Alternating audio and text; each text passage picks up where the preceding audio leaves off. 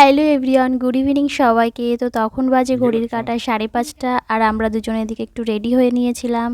তো সেদিন ছিল সানডে, আর সানডে মানে একটু ঘুরতে যেতে ইচ্ছা করে, কারণ অনেক দিন হলো আমরা দুজনে একসঙ্গে কোথাও বেরোনো হয় না। তো তারপরে আমার বর্মশাই বললো, হ্যাঁ চলো আজকে একটু ঘুরে আসি। আর আজকেই ঘুরতে বেরোলাম। আকাশের অবস্থাটা দেখো, গরম প্রায় যাই শীত পড়ে গেছে, তবুও এই মেঘলা আকাশের দিন শেষ হচ্ছে না।